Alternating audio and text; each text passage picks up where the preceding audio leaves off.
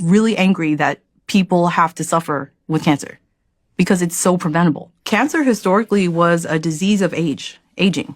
It wasn't so common that you see cancer in your 30s, 40s, and even 50s. Now we're seeing a shift. The window is moving earlier and earlier. Cancer incidence, like you said, breast cancer incidence is definitely on the rise. I myself never knew anyone that suffered from breast cancer or survived it until I hit my 30s. Then I knew 5 people that had it, including 2 people that I worked with in the toxicology lab. And what are your suspicions about the root causes of this rising cancer? I definitely think there is a huge environmental component to it, because a lot of what was believed decades ago was that disease and cancer incidence had to do with your genes. You were just genetically predisposed. You were unlucky.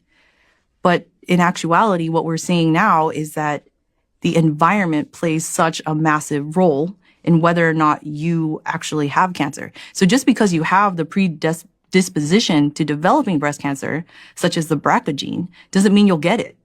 It really depends on your lifestyle and how you lived, but also how your ancestors lived, right? We talked about the multi-generational effect of these chemicals, depending on how your ancestors lived, how your grandmother and how your mother lived, could predispose you to this. And have there been any studies that show the impact of these sort of everyday chemicals on cancer risk? Yes. And that's something that is, I don't want to say that it's exciting, but I'm glad that we finally have proof. I don't want to see these studies. I hate seeing this, actually. I'm really angry that people have to suffer with cancer because it's so preventable. There was a study recently that looked at removing certain ingredients from beauty and personal care products. So women without any history of breast cancer were asked to remove these ingredients from their products for 28 days. So that's very short. 4 weeks, right? They took cells from the breast tissue. They were all normal. They measured the amount of breast cancer gene expression. After 28 days, they took another sample. So after 28 days of removing these ingredients, they took another sample and they saw that the breast cancer gene expression dropped.